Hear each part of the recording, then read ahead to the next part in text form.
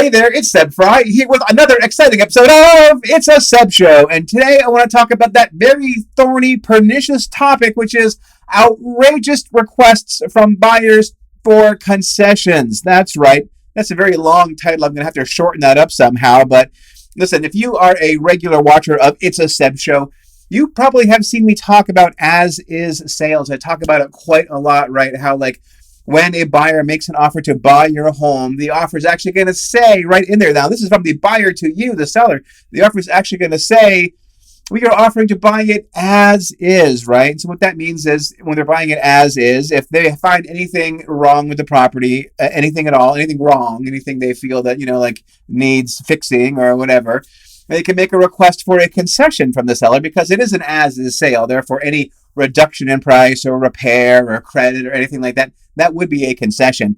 So if a buyer asks for a concession from the seller, well, because it's an as-is sale, the seller doesn't have to grant the concession. In fact, the seller doesn't even have to respond to the buyer's request. The seller could just basically say, hey, put up or shut up, proceed with the contract on the original price and terms or get out of town, right? So, that's what an as-is sale means, but buyers can still ask for concessions. And that is why I'm such a big proponent of doing all your reports up front, a home inspection, termite inspection, maybe a roof inspection, who knows, whatever else you may need, septic inspection, survey, well, radon, mold. The list goes on in terms of things that you could inspect and put into a disclosure package up front. Normally, it's just a home inspection and a termite inspection. I would say 9 times out of 10, that's about all the seller ends up paying for. But always the goal is to have an as-is sale so that the buyer won't have anything which they discover on their own during their inspection contingencies that they are asking for this concession. Now, in this day and age, we're talking the middle of 2021, blistering hot real estate market, a lot of buyers are making offers with no contingencies whatsoever. Appraisal contingency, no loan contingency, no inspection contingency. And the inspection contingency, they just rely on whatever inspection reports the seller provides. Now this could be some years in the future that you're watching this, and we could return to a more normal market where buyers are in fact making contingent offers, right? There isn't quite the competition, and so buyers will maybe once again in the future be able to have a modest inspection period, perhaps 7, 10, or even, who knows, 17 days could happen, right? So, or even today, there are, of course, some buyers who do have inspection contingencies on their offers. It does happen. And it especially happens on properties which are not so cookie cutter, right? So, here in the, greater Bay Area, right, it's obviously a heavily urban, suburban area, but on the fringes, on the outsides, out in the mountains and out in the country, there are properties that are a little more complicated, really. There's more layers to them, right? Maybe there's, easements and survey issues, boundary lines, water rights. Zoning issues, building code stuff. Problems with the well or the septic system that aren't quite so easy peasy just to check a box and forget about it, right? So you may have a situation where a buyer is coming to you and asking for some crazy concessions around something they find. And this has happened to me even with bread and butter, normal 3-bedroom, 2-bathroom ranch houses. Happens all the time.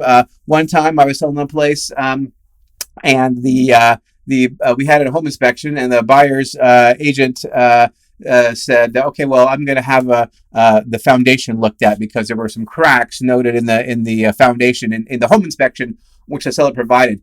Cracks in a foundation, totally normal, 1000% normal, typical. It's very unusual to find a foundation with no cracks at all. Long story short, they hired some scam artist foundation repair company to come in and said it needs $100,000 new foundation. And I was like, look, this is garbage. This is, bullpucky.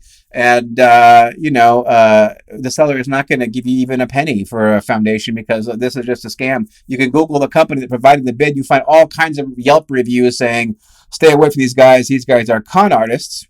Anyway, point being is that buyer fell out of contract because they couldn't get their $100,000 scam price reduction. And we had found another buyer 2 or 3 days later who actually paid more money than that buyer had been in contract for. And guess what happened with that buyer? They got another regular old home inspector who came through there and said, yep, these are just typical foundation cracks. nothing to worry about, and we closed, right? So even if you as a seller have all kinds of inspections and disclosures up front, if a buyer has that inspection contingency, they can still make any kind of claim against you that they want to, but because it's an as-is sale, you don't have to do anything about it. Now, actually, a few months ago, I had an as-is sale where the buyer was a contractor, and he went in and he was just like, oh yeah, like no problem. Like, I'm just going to totally redo this place as is sale, no problem. Well, we had old inspection reports, but then the buyer decided that he wanted new inspection reports. And when I say our reports were old, they were like 18 months old, when the seller had been previously trying to market the property with a different agent. So we didn't get brand new reports. The property hadn't changed substantially at all. Long story short is that buyer, after going into contract without an inspection contingency, then asked for an inspection just so he could figure out, what he needs to work on when he begins remodeling it, right? And in that inspection, that home inspector, he did find a significant crack in the foundation. Now, that's kind of an iffy situation, because what are you going to do when they have a non-contingent offer, but all of a sudden they're doing some inspections, and now all of a sudden they want to come up with a contingency based on the foundation inspection? Well, that can happen too, right? So just because you have those inspections up front, just because you have a non-contingent offer, don't think that means automatically that the buyer is never going to ask for a concession, right? Doesn't always work that way. In this case, they were using the McDonald's of home inspectors, and the home inspector went over his report and realized that he had made a mistake. He copied and pasted from some other report, I'm not sure, but basically said, no, actually, there are no significant cracks in this foundation, nothing to worry about. So 2 or 3 days of drama later, and that problem went away. But just because you have all those reports, and even if the buyer has no inspection contingency, just please be aware that buyers can make these outrageous claims. I had another example I want to talk to you about. Well, this was a practically new house. It was like 10 years old. It was a townhouse, and it was practically new. It was in great shape. We had all the reports, and the buyer took the property, and he had like a 5 or a 7 day inspection period. And he went and he got an inspector, and his inspector came through and said the rise rate on the stairs is not to code, right? Like one stair is like half an inch too tall, or the step is half an inch too short, or something like that. And he said that, okay, well, we need to rip out the staircase and put in a brand new staircase. And he wanted $10,000, which of course is completely ridiculous. And so my home inspector said, hey, I put that on every report, because in every single staircase I inspect, none of them are perfect, right? There always are these little variations that are outside of spec, but I have to mention it on the report. He goes it's totally normal. There's nothing wrong with the staircase. And so in that case, when the buyer did that, gave this $10,000 repair request, even before I talked to my seller, I was like, look, I'm just writing up a cancellation right now. So basically, you can either release that contingency, or I'm going to write up this cancellation right this frickin' second. And I was working on it. I was out of the office. It was the middle of summer. I was off camping somewhere. And it was one of those situations where I'm perched on the edge of a picnic table with my laptop on my knees. And I got half a bar, and I barely managed to crank it out. And just as I was going to hit send, the buyer's agent sent over a contingency release, and they're like, okay, so listen, we're going to take it as is, right? Sorry about that. We were just kidding, right? Whatever.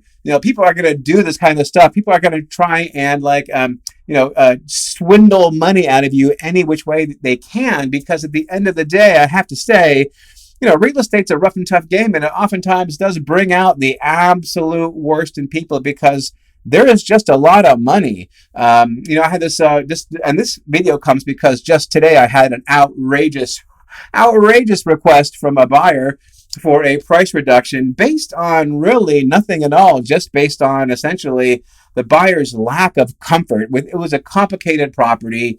I get it, right? There's a lot of moving parts there. It's big, it's acres, it's multiple structures, a lot of things to consider.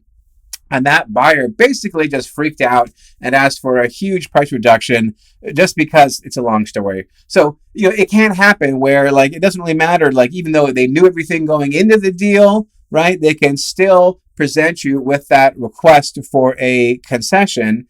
And, if it's an outrageous request for a concession, it's very, very easy, right? There's no magic bullet. You've sat through this whole episode of Seb Frey TV, and there's really no magic bullet other than to say, Screw you. No way, we are not doing that. That is ridiculous. And you have to like take pity on the buyers like a little bit. They're under stress, right? I mean, like maybe they're, like acting out of their worst instincts, their weakest natures. I don't really know what, but I understand it's a very stressful situation for a buyer, but it's also very stressful for you as a seller. And the thing is, it doesn't matter how well you have prepared your inspection package. It doesn't really matter, like if you have disclosed everything to the 10th degree, right?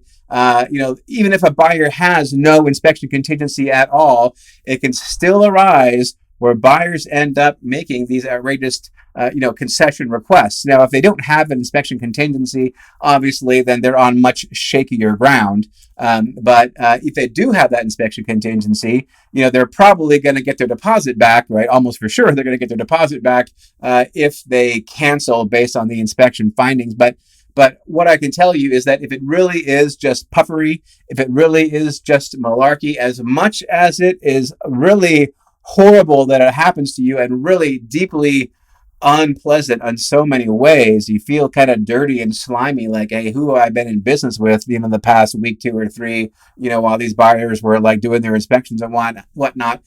No matter what it feels like, it's very simple. All you got to do is you just got to say, no way, to hell with you, we're going back on market, have your deposit back, and let's go get us another buyer. And here's where like the immortal lessons of real estate come into play, which is that if your pricing is good, if your marketing is good, if your agent is good, if all of that is good, guess what? You're going to get another buyer, and you'll make sure that this next buyer, the second time around, is fully aware of why that transaction fell out, had no fault of the property, that you were basically taken to the cleaners by what was probably unethical, or at the best, ignorant and scared buyer, and that there was no fault of the property. And if you have, all your ducks in a row and all your facts lined up, it's not going to be that much of an issue. I mean, like, it's never pretty falling out of contract and going back on market, because it is going to raise red flags in the eyes of a buyer.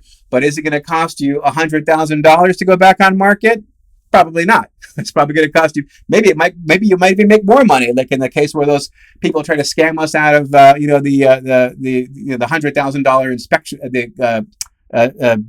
foundation repair, right? Sorry, like you can really turn lemons into lemonade a lot of these times, and then you'll find the right buyer, and guess what? It's going to go good at that point. Once you have the right buyer in contract, then it's going to turn out fine. Like I always tell my clients, if the buyer wants to buy and the seller wants to sell, then really nothing can keep it from happening, usually, for the most part. In this case, what just happened to me today, I can say that the buyer really just got cold feet. It was just too much for them. They're in over their heads. And that happens sometimes. And all I got to do is just pick up the pieces and keep on moving forward. So, all right. Well, that is about it for this episode of It's a Seb Show. I hope you have enjoyed watching it. Listen, if you do, would you do me a favor? Would you give me a comment on YouTube? I would love it if you would let me know your thoughts about this. If anything like this has ever happened to you, that would be awesome.